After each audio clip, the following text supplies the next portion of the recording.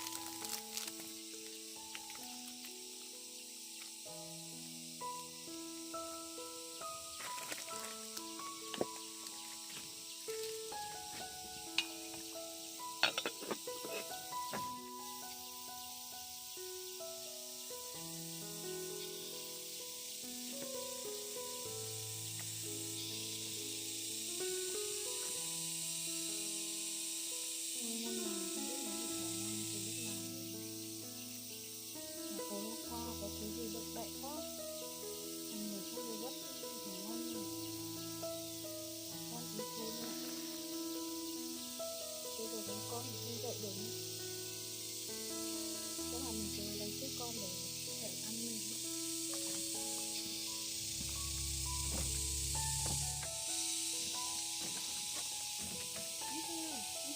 Con nói ơi. À, con dậy mẹ luộc mì xong rồi mẹ ăn mình nhá. Con lấy dậy. Dậy em mình đi rửa mặt nè, đi rửa tay nè. Mẹ pha mì xong rồi. Tính ạ, thì mẹ lấy dép hả? Rồi, con đi dép vào đi. Rồi, con đi dép vào đi, đi dép vào. Rồi, mẹ đưa đi rửa tay, rửa mặt nhá. Rồi, con đứng đây, mẹ xem đây. Nước, mẹ lấy nước ra đây.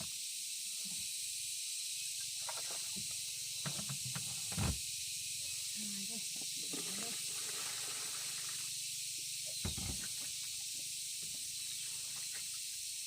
Để mình lau mặt đó. Mình lấy mặt lên này. Rửa mặt sạch sạch nhá. Rửa tay ra.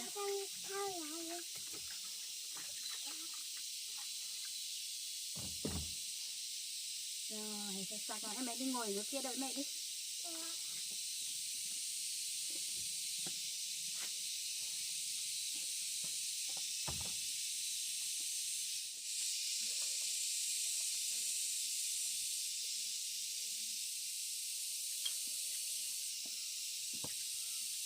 Không có cái gì rửa. Thế này, có cái gì nó đây rồi ạ.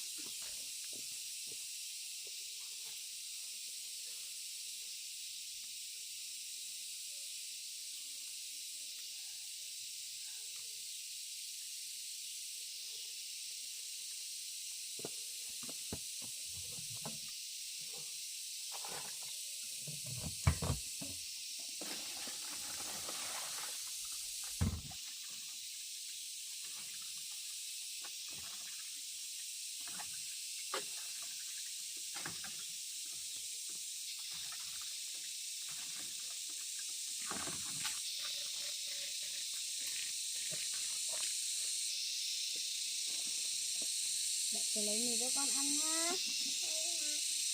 Em bé thấy tao đói chưa? Thấy rồi hả? Chín rồi con gái ơi. À, thế đó nhá.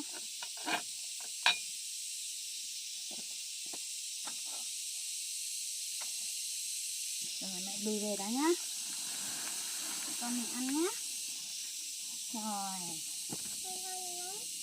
Nóng đấy. Rồi con quay ở đây đi. Mì thơm quá con ơi. Mẹ thổi cho con gái ăn nhá.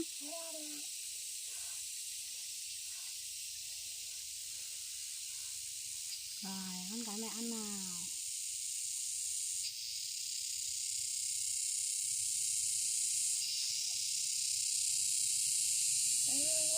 Ngon ngon á.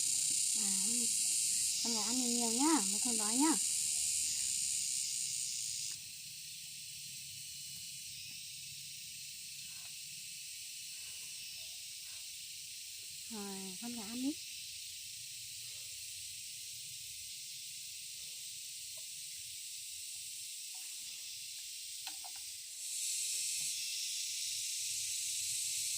con ăn đi.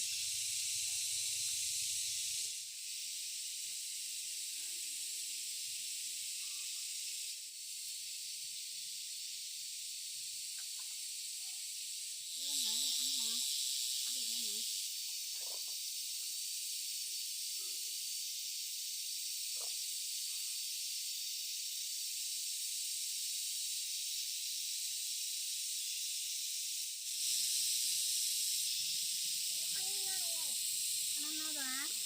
Con ăn rồi á? Thì mẹ ăn nhá.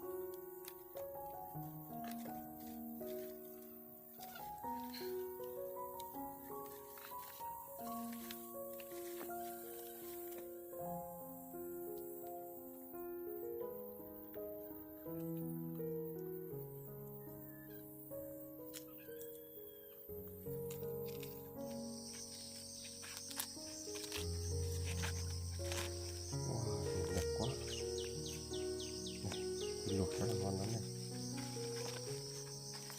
Ăn này, bắt này ra.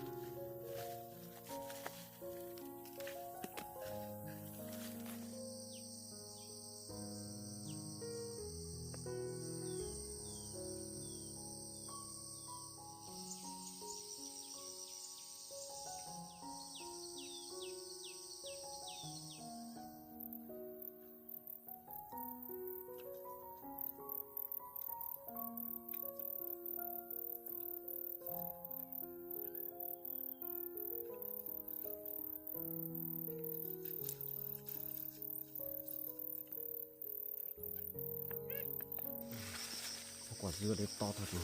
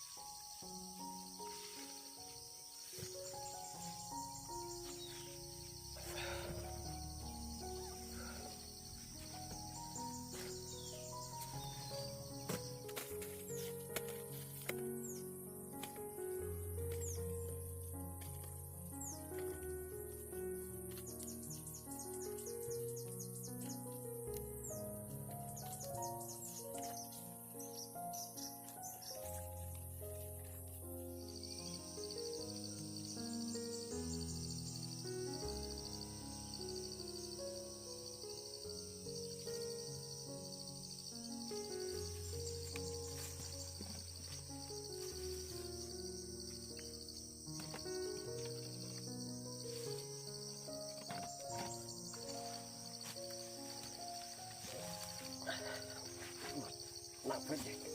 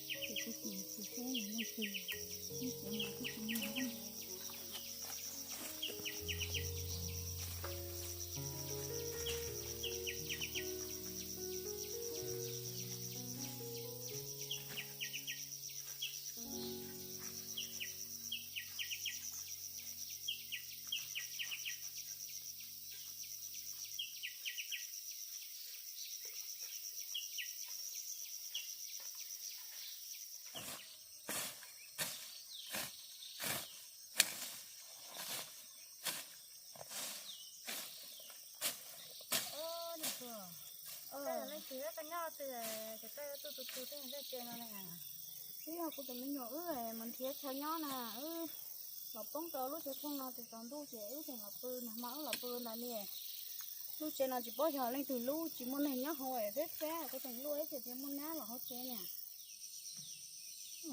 mình đập cái cái gì mà lúc chơi là nó thấu người ta mấy thì lần này nó để mò người ta bóng là cô thôi cái tôi mỏ con tay sư cô tôi chỉ tao luôn ha thành chỉ rằng cái nãy tôi là nhọ thì nãy tôi chỉ nhọ hơn nào đó hơn nào hơn rằng sư nó làm cho nó chỉ tao luôn nó chưa hay rằng rồi nếu mình thi thao lúc thắng đó này lò gia linh đây tôi chỉ có một nhóc hạt từ nè cái chả nó mỏi ước con nó mua đấy chị hệ uy nhìn thấy ước chỉ cho rồi khen sai cần liệu thế thì ước chỉ có một nhóc hạt từ này ước chả muốn nó rồi là gì đi chả nó là nhóc rồi là đi nào thì nó cũng lúc nãy chị nhập tía thì những cái con như thế cô thì tha chị nhỏ là cô vô cũng mua tốt cho nó lấy chồng này cô cho cô tụi mình thành là nhớ nhật bò thế nhật kia tới chỉ số nhật thì là chỉ còn này cái đi thổi cô tạo tốt hơn là thì rồi là muốn là cô tụi mình nhiều sao món đó rong là ôi chả đâu từ là thì là thứ chỉ cả vô cụ thế của mình thế tao của tụi mình thay cho cái là thì là chỉ có ý miền xài thế là dù là tới tụi mình nhau đâu là từ tu nó thì là muốn biết tao chế thì thế thì chỉ qua cái nhau họ thì thế là bông đâu lúc chế nói thế thì là nhau thành nó sao người ta bây giờ này luôn cho nên lần này nó tổ chức chưa luôn cho nên cái nó phân ra hàng nào là nên mình thấy ít khách hàng về lại tôi đi hàng nhau nó thì tao luôn lên mà này lò nó mới xin nó nè cũng nói hơi lại cũng là cái gì cũng còn nên luôn luôn anh cũng là sao thế giờ nó chỉ chứ cho nên có hai lần đó nó chứ là thì nó là kiểu như mình thấy là khách hàng nhau cũng là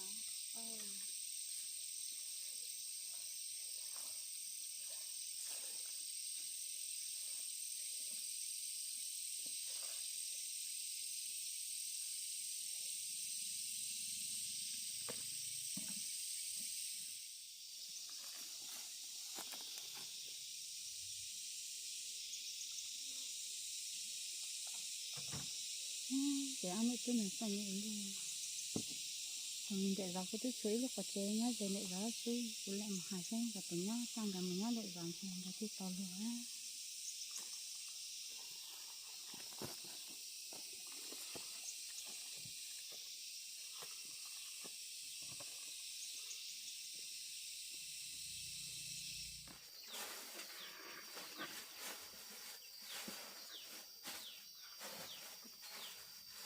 rồi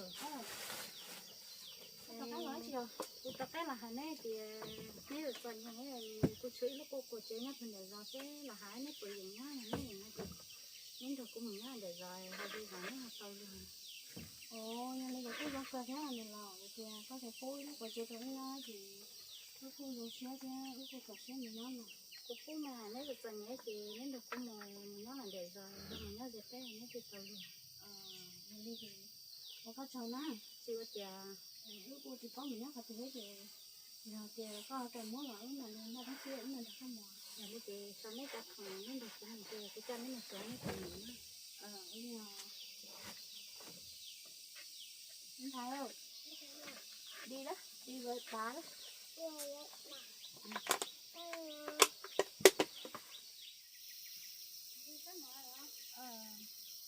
con gái em mình đi với bà nhá giờ con đi sang bên kia đứng đợi mẹ chị sang bên này con đứng đợi mẹ chị nhá mẹ đóng cửa này nhá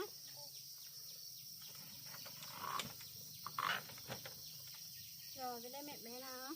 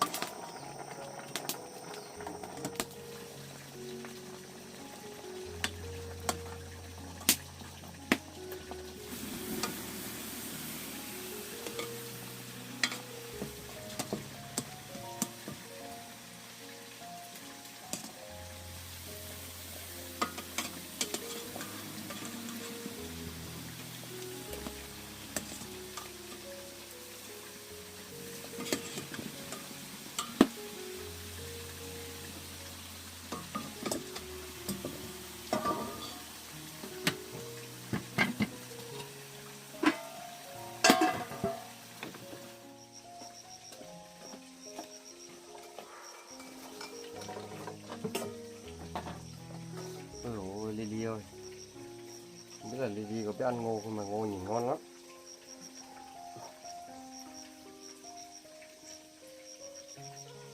Ăn không? Thử không?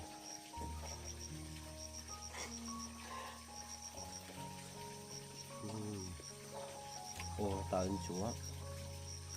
Trồng được ngô ngon quá.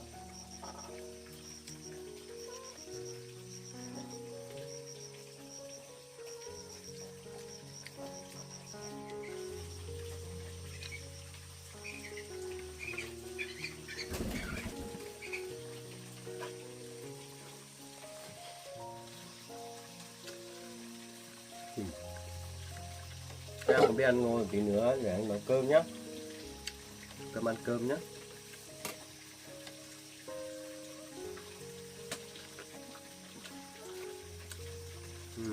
Ngô nếp chín này ngon quá.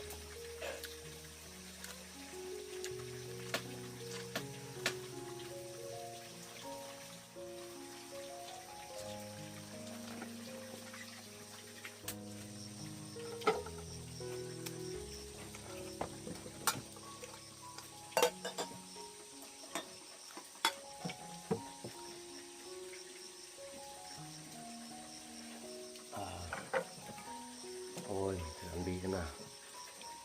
Bì nhìn chắc ngon lắm đây.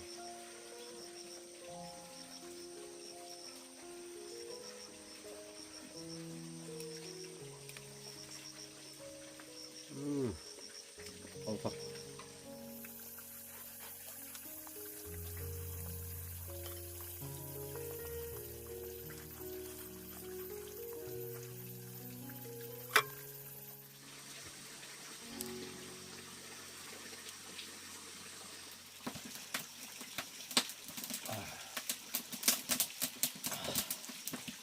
Được rồi, để anh ấy nấu cơm cho các em ăn đã.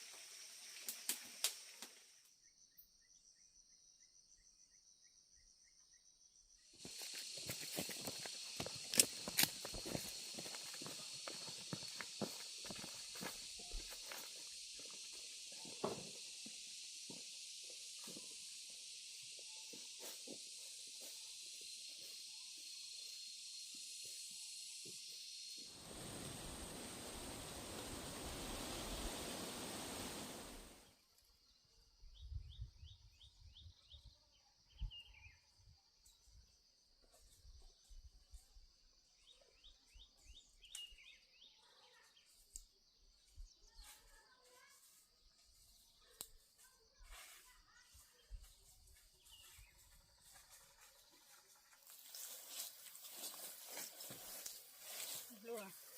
Lúc mà chị nhà cô lúc mà chị cô là cô cho nên là nhoi cô chỉ nhoi là cô thật thật xíu mà nhoi để mà cái lá mà hồi giờ là nên là nhoi là chị giờ giờ nhoi tên là chị nên là nhoi nên lỗi lúc khi xuống nên nhoi chị đây là nên mua là chị nên mà họ tay trái này là cô cô xì nên nhoi nên giờ xì lịch là tao bây giờ có chồng này xíu tiền nó cứ chỉ bỏ cái gì thành nhau thì nó có thể cô lúc có chế có thể nhau được nhau thế này nhưng mà có chồng bao á xíu tiền nếu là chị nên họ là nhoi tên là rồi thì nếu là nhau này thì nếu như dọn đây là thì tôi vừa cho nào đây nhá xếp bùn đồ nếu mà khó xếp trong bùn đồ loại nếu khi tới đây hở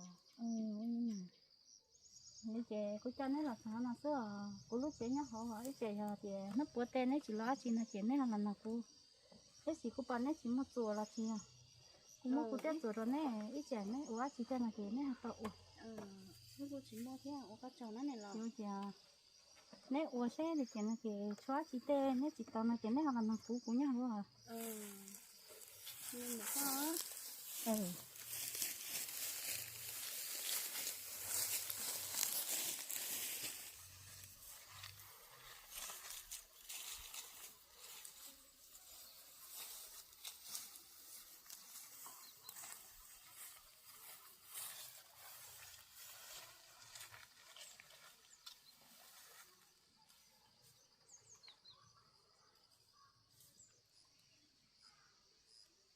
trời nắng quá con gái ơi mẹ đưa con về ngồi chờ bóng dân này nhá.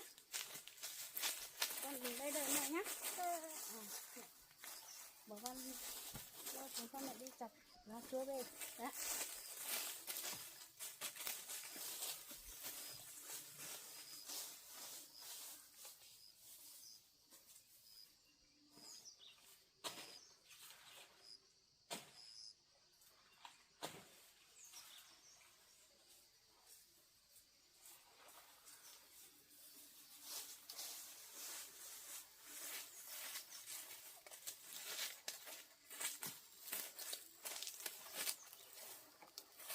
Thế con gái ngồi đây. Con gái con mẹ về ngồi đấy.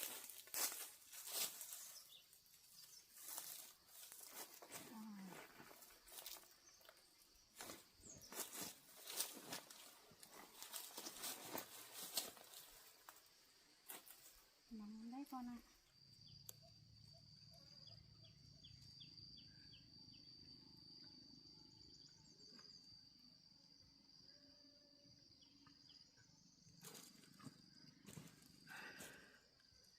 Ôi cuối cùng mình cũng đã có chó ở rồi.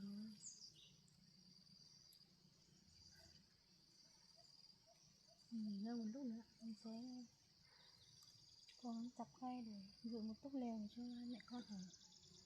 Trời thì như là trời cũng đang sắp mưa rồi. Sợ là trời mưa mình không có chỗ ở hết con gái ạ. Mẹ sẽ cố gắng làm nhá. Làm dựng một cái lều cho mình ở nhá.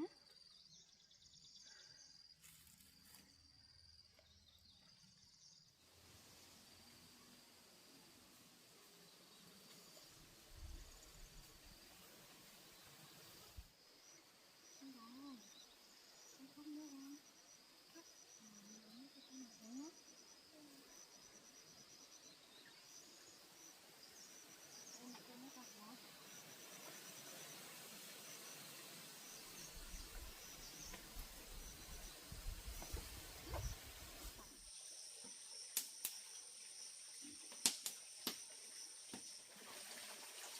Đây con rửa tiêu chín nhá. Còn nóng lắm một lúc đó. Đây.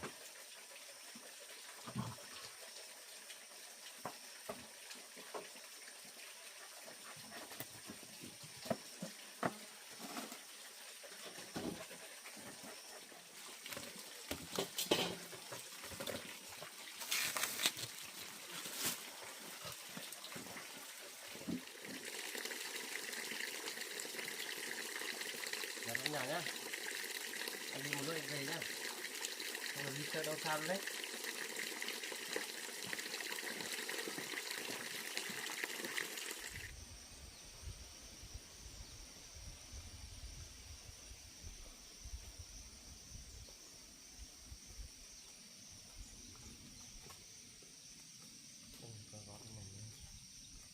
Trời lại sắp mưa mới rồi.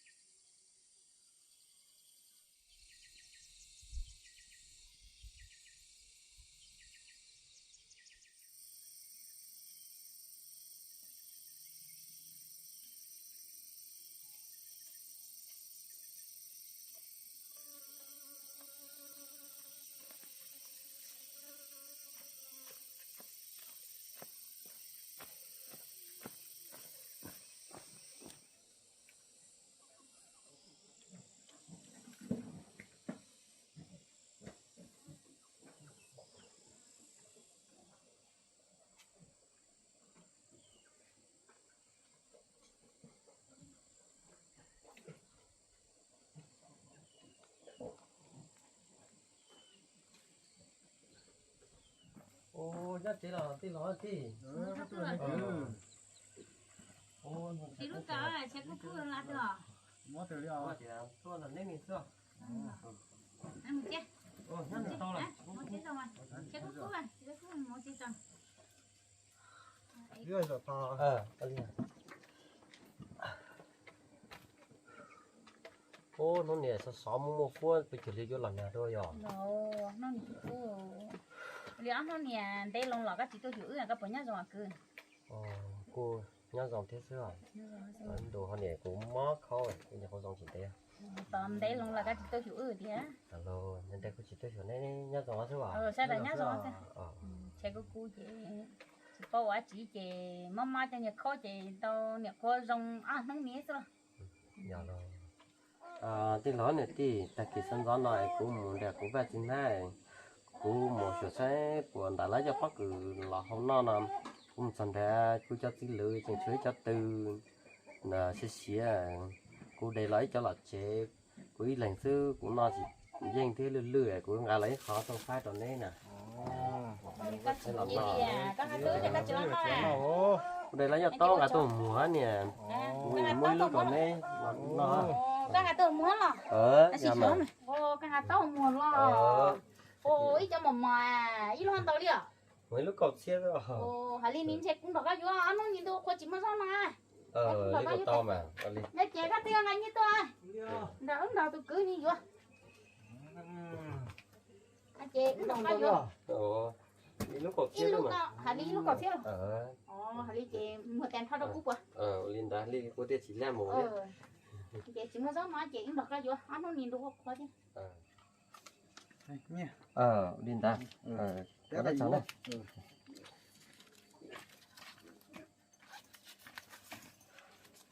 ôi linh đã cho to thì chỉ tía rồi cô cho tôi ăn ta cô trò cô chỉ thế mà quý lành no xưa ấy nó chỉ riêng này đầm bé chẳng to chỉ có no thế nó này chơi có cú của chỉ chơi chỉ hết cho lo mình gì linh ta cháu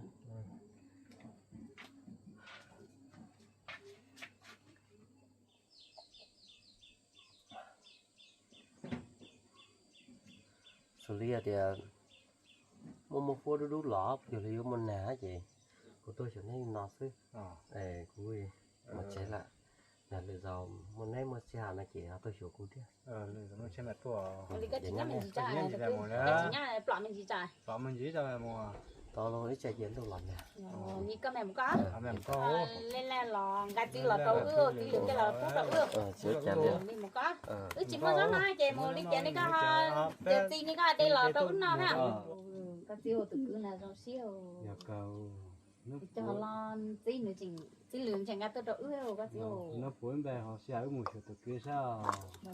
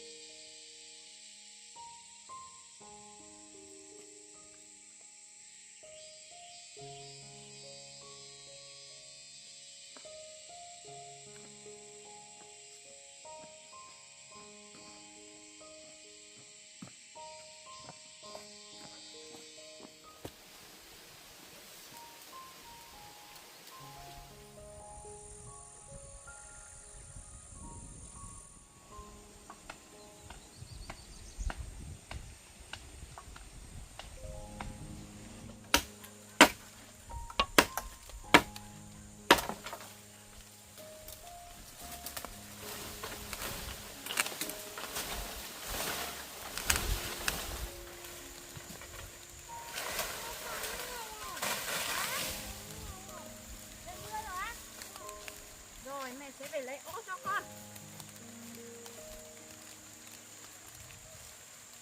Ô sao trời mưa nhanh thế nhỉ? Mình còn chưa gửi được đến nhà mà.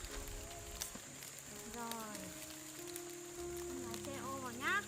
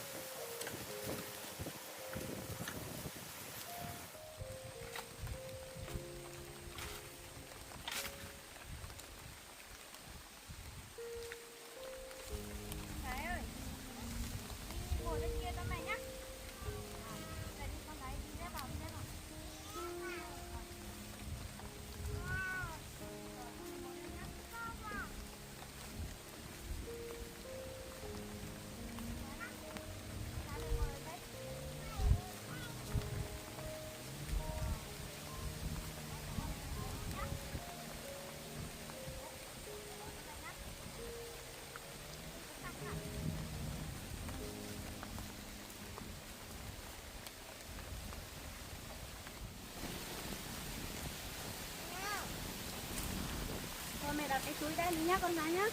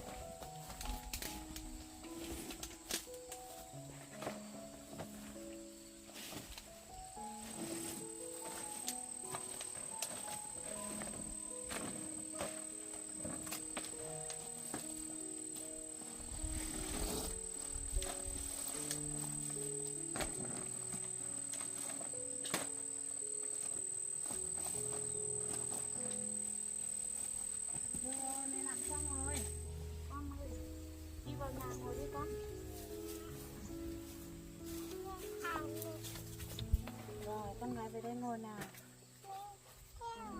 Bỏ rét ra nhé.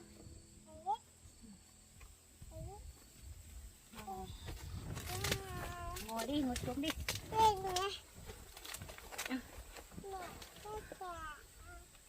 Ôi cuối cùng mẹ cũng hoàn thành xong cái nhà rồi. Làm xong cái nhà là mưa lại tạnh rồi con ơi. Rồi mình nghỉ ngơi một chút, sau là mẹ con mình sẽ đi kiếm thức ăn nhé. Và mẹ sẽ đi kiếm cây về làm ngôi nhà to cho mẹ con mình ở nhé. Đây cho mẹ bé bé ha.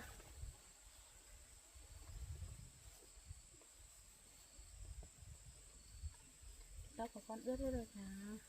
Vừa nãy trời mưa ấy. Sao là ướt đầu của con rồi nè. Con thấy lạnh không? Lạnh nhá. Thì nếu mẹ mặc áo nhiều cho nhé.